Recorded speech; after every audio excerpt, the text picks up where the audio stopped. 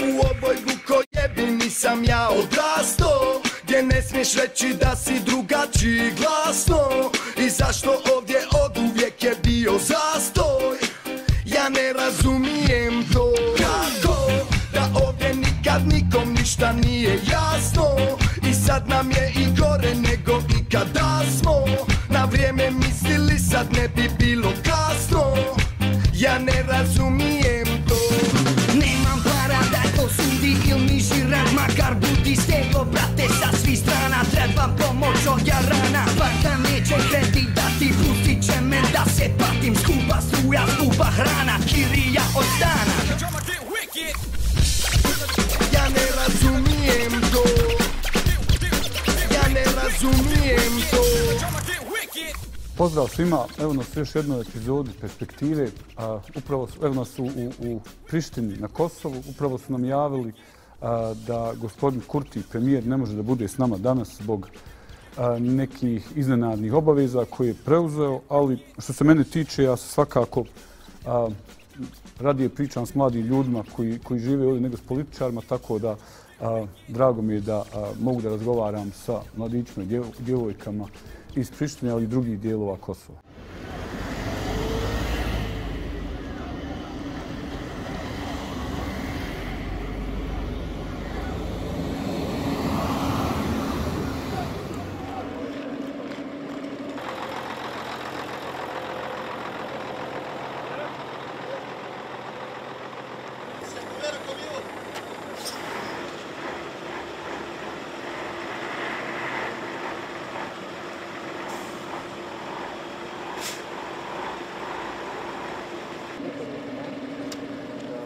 I will continue in English if anybody understands. Hello everybody, my name is Brano. I'm coming from Sarajevo, from Bosnia and Herzegovina.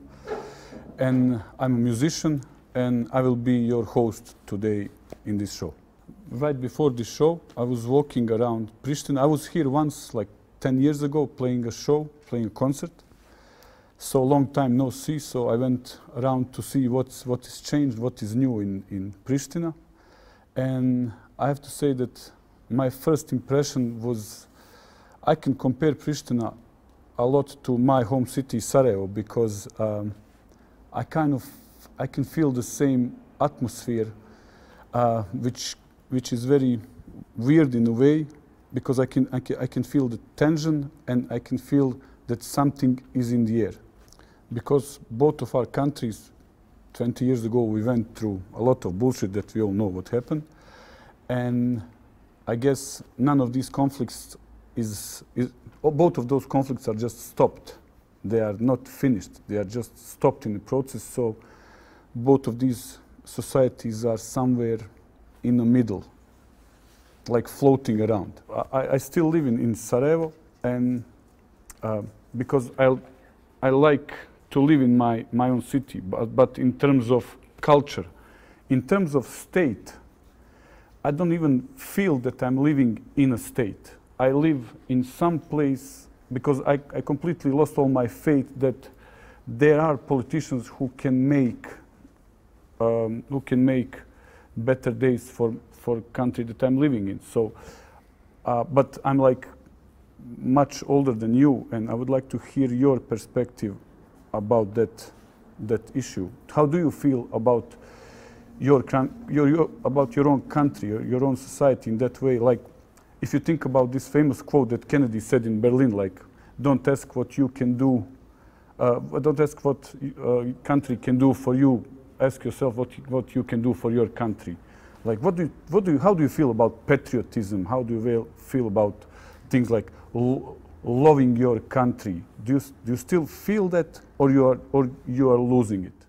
I as well, I do identify with your thought. I do understand your opinion. And I think that low-key, a small part of me, is slowly drifting away from having a nation, having a country, and being all patriotic. I think that love that I had for this country is more turning into pity. Like, oh my gosh, I feel bad for my country, for what it's going through, and I have to be here to try and change it, even though it's mostly just witnessing it going into, But again, when I look at my brother, when I look at my younger brother, younger sister, when I look at children and babies going around, there is still that hope and that push that me as a person needs to, you know, maybe there's a reason to love this country, and when I look at them, I see them as the reason. And I think that personally, as much as I don't feel when I say it, I do love my country. I love it. I will be here for whatever happens. I had the chance to leave this place, to leave this country, and as much injustice as it has done, as much wrongs that it has done to me personally, the people, the society, the governmental parts of it, I still am here, I guess. And if that's not love, I don't know what that is. If that's not patriotism, I don't know what that is. So, yeah. Yeah, I mean, you just, excuse me, you just you just tell me that love and love for your country and patriotism is the same way, but there is certain degree. I was talking about this. I would never be a soldier to go to war and be part of, to be war meat that is sent like, because I don't believe in conflict. I don't believe in war. So I would never go. I mean, I've been there once and I learned my lesson. So next time, I spent 4 years in Sarajevo, which was under the siege, and right now I feel really like somebody was lying to me, right? Because government promised something and now it's something else. So a lot of people died for nothing. In this term, I was talking about patriotism, not about I love my city still, like I love it before. But in terms of something really bad happening, I'm not going to be there second time. I've not been here the first time that something bad happened. My dad was here, and I take a lot of teachings from my dad, and he said that without changing a single thing, he would be here. He even fought in the Bosnian War and in the Croatian conflicts, not war, the conflicts, and he came back to fight here. So 3 wars have followed him. 3 conflicts have and he still wanted more, and he still came here to fight for this country, and that inspires me to do so as well. And yes, if it would come to that point, I'm not going to go to war like some countries, they go to war to establish some other conflict. But no, if someone invaded my country, and if it came to defending my people and my place, without a second thought, even in my condition right now, even though I'm probably going to be the first guy that's going to get killed, most definitely, I'd get that bullet any time of the day without a single thought, ever, without ever doubting. And I would be proud of it. And if it would come again, and I would do it again and again and again for this place, for this country, and for these people. I wouldn't want anything bad to happen. Like, sure, we don't love wars, but they are happening. If they invade me, definitely going to defend myself.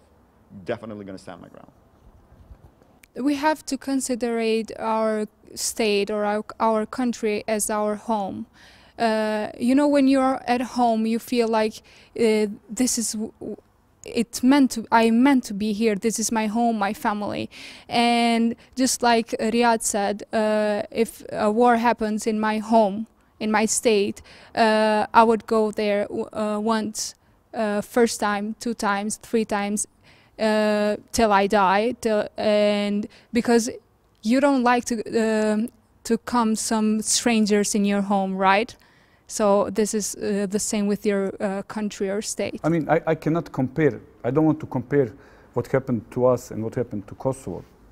But so don't get me wrong. I'm just telling you my example. And we all believed in Bosnia as a country. I still believe in Bosnia as a whole country. But then you woke up after Dayton Agreement, and we realized that everybody lied to us. So I have another question to move from the subject. You as young people, I guess both of our countries, we believe that general solution for us is to become part of EU, right? European Union. So then we are part of something bigger, and our local problems would be easily dealt with. And you as young people, do you honestly believe that EU is solution? And then after that, tell me do you still honestly believe that European countries really want us to be part? I will say we tried both things over years. We tried the Yugoslavian concept of removing labels of nationalities and following that idea that we are all equal, that we serve communism, and that there is no our identity is not something that we have to be proud of. That was mostly because of the doctrine of the leftism and the communism system in Yugoslavia. Then after some years, after the break of Yugoslavia, we tried a different thing, the nationalism nationalism idea that we have every state of the Western Balkans have to follow the dream to fulfill the idea of great Albania, the greater Albania, or the greater Serbia, or the greater Croatia or Bosnia, and that didn't go quite well. We know what it has been done. We tried both things, to remove labels and to add more labels, and both of them didn't quite go well. So the European Union, why do we like the path of the European Union, is because it's a combination of these two. Like when we join the European Union, we kind of become one family, one European family. We can move freely, we can trade more freely, and we kind of have the same basic laws. Atëherë elita politike për një kohë gjatë, sidomos në Ballkanin Perëndimor, e sheh dhe ky ekziston ky përshtypje edhe tek njerëzit se zgjidhja e problemeve vjen me antarësimin e Ballkanit, sidomos e pjesës Ballkanit Perëndimor në Bashkimin Evropian. Ja, por realisht tregohet që nuk është ajo zgjidhja e gjitha problemeve, sepse i kemi shtetet siç është Bullgaria, Romania dhe Greqia që janë në Ballkan dhe kalojnë jashtëzakonisht në probleme të mëdha dhe që janë skeptike edhe vetë për antarësim, po edhe i bëjnë skeptike edhe shtetet që janë formuese thuajse të Bashkimit Evropian, siç është Holanda, Belgjika dhe edhe Gjermania. Për këtë ka shembuj shumë, sidomos ndaj skepticizmit tyre shfaqet sidomos ndaj hapjes së negociatave me Shqipërinë dhe Maqedoninë e Veriut, që pas shumë kushteve që atyre ju desh të plotësonin, Maqedonia u detyrua ta ndrojë edhe emrin, dhe prap po rritet përshtypja e një euroskepticizmit të madh dhe ata nuk ja hapën negociatat këtyre vende. I feel that after 25 years, European Union doesn't count on me personally that I will become the part of big family. I don't really believe. I think Bosnia is kind of left behind to be a chessboard, so the West and East can play a small game. And I don't think that world see Bosnian people as too much important. So the most cheap peons on the board are Bosnians. So I feel like one of those 8 small ones. And I ask you this because do you feel that even though if EU would say today, okay, be part of EU, welcome, do you think that Bosnia or Kosovo can be part of EU with the problems that we have right now? Do you think that even European Union can solve the problem in between EU that we will bring with us? I think that joining the European Union would be a really great help, but I don't really think that it would solve all of our problems. Because in my opinion, the root of our problems is us as a society. Evropska unija ne može da uspe na našoj teritoriji zato što mi nemamo ideju koju su 45. godine Robert Schuman i grupa koja se okupila, koji su imali, i osnivanje Evrope kao ideja je kao prvo ekonomija. Mi nismo uspjeli čak i na ovom mini Schengenu na kojem su insistirali sva Evropa i ceo svijet, ali mislim da sada nastoji na sljedećim generacijama da li će biti promjena ili neće biti. I personally don't think that joining EU will solve our problems. No. We're still going to have these problems, only that there's going to be more regulations. And I think joining the EU will make us lose the identity of who Kosovo is and what Kosovo is. We'll just be another European country. And that's about it, in my opinion. Like, sure, there will be more security being in the EU. Like, I don't think that someone will come and invade us or someone will come and attack us. But we can achieve the same things that we want even without joining the EU. All we need from the European Union is the understanding that, for example, we want the liberalization of visas. We want to visit places. I think that that's the most objective, that's the most thing that is pushing the youth, is pushing the population of Kosovo to become a European Union country. So do you think that, like, for example, French people lost their identity because they joined European Union, what, 60 years ago? I think that the European Union is the French identity. They are what made European Union. Okay. I don't think that they lost it. Do you think that Bulgarians lost their identity because they joined EU? I think so as well. Slowly they will. They will turn more into a European, more into a more Western, like France, like Germany. There will be much more regulations. The streets are going to change and everything is slowly... Do you think that identity, sorry to interrupt you, but do you think that identity is defined by regulations? I think so. I think because you will have to abide by those regulations. Like, let me let's say ecology. Yeah. We have regulations that this trash have to go there and it have to be recycled. What does that have anything to do with yours or mine identity? Why does it have to be with European? Why not take the trash yourself out? Whatever. But you'd have to be a part I just of the said I don't European care is it EU regulation or any regulations. I don't think that. And that's what I meant by saying, like, we should put these rules first and then, you know, think of joining a EU, the European Union. Excuse me, but my question is basically to you after what you said is, do you think that identity is the quality of life? That quality of life is defined by identity. I don't really think that quality of life is defined by identity. But still, identity is very important to living that quality of life. And I think that, as I said, identity is important. And quality of life can be achieved in a much different way than without having to join something else. Do that yourself. Do that as a country, as Kosovo, not as a Kosovo, a part of the European Union. Have that regulation without them. But no, I don't think that identity is a part of quality of life. Because my thoughts are, my identity is just my identity. It doesn't have to be anything. It's how I feel. We struggle with what identity should be. I feel like somebody gave me this task. I have to feel Bosnian. That's it. If I don't feel Bosnian, I betrayed my country and my people. As I tell you, I feel more musician than Bosnian, and I guess it's fine. Nobody have problem with that. That brings me to another question. Everybody else feel free to join. Then, what do you think about mixed marriage, for example? I think that's a very colorful way of looking at marriage, and it's a very beautiful thing.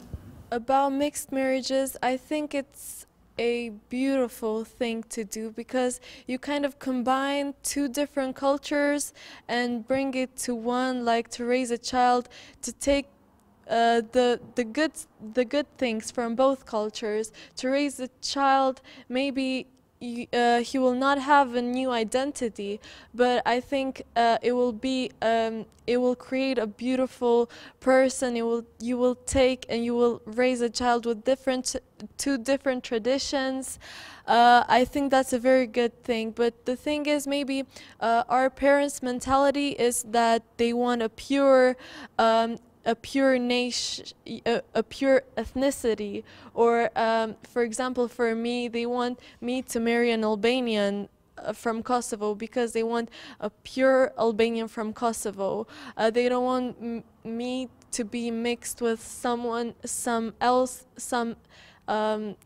another ethnicity. We always try to, even the weddings that happens here, we invite 500 people, and just imagine if we invite them and they see that their daughter or son marries someone else, or someone from different country, or anything else, and in a way I could see how hateful would be all the comments and all that. Even if we do, like now we have still hateful comments. Maybe it will be better if we learn to accept diversity than to create one one sphere and to call our names with it. Like, it's better for me to say that I'm an Albanian and my friend is a Serb, and we kind of work out together and we accept our differences and our diversity, then called both of us Kosovars, because we do not have emotions for Kosovo identity. We do not have emotions for Kosovo flag, because it takes time. Maybe sociology explains it more. It takes time to a flag and to identity to be created and to bring emotion on it. So I think that mixed marriages cannot be effective. Marriage is not a joke. You should to have the similar things with your partner, and it's more important to have example. I'm from Kosovo and I want a man from Kosovo, not other countries. Maybe I'm... No, it's your opinion, it's okay. Yes, it's my opinion. So. Then there's another question that interests me, because the topic of mixed marriage was, your answers was very, very interesting. So what do you think about gay marriages? Oh, I don't approve. I don't populli shqip që nuk menoj që mundet nuk bën me ekzistu ato si kisha leju heq. Unë jam kundër tyve. I don't think white people should be against it, because it's not like they can choose who they can be. It's something that they're born with it, and it's like it's their personality. For example, they will feel bad to act like someone that they're not, just because they're bullied from other people, just because they're not accepted in the society. So how would you feel if you were one of them? I always put myself in that position if I want to talk about someone or something. I think the question is not if you are pro or contra LGBT and LGBT marriage, but it should be we have to learn as a society to behave correct, even in an environment that we argue, or in an environment that we do not accept. That's what I personally think about any of the marriages. Like, they can do whatever they want, as long as it does not go into my, as long as it doesn't affect my personal life. I'm simply cool with it. And I think that we should promote that idea. Like, don't disagree, don't agree, but just, just mind your own business. It's love. So if my child one day would be a queer and would love the same gender as he is or she is, I would appreciate it. I would give all my support, all my support. Yes, I am proud to this. I have nothing to add. Okay, thank you guys for being part of Perspektiva. I'm very happy that I'm back here in Prištini. I hope I'm going to come back again and to see you in the episode with the Prime Minister. He promised that he will be with us next time, so I hope we see each other again. Hvala što ste gledali, ovo je bila još jedna epizoda Perspektive. Mi se odjavljujemo iz Prištine i vidimo se u nekom drugom gradu. Zašto u ovoj smiješ reći da si drugačiji glasno? I zašto ovdje oduvijek je bio zastoj? Ja ne razumijem to. Kako da ovdje nikad nikom ništa nije jasno? I sad nam je i gore nego ikada smo. Na vrijeme mislili, sad ne bi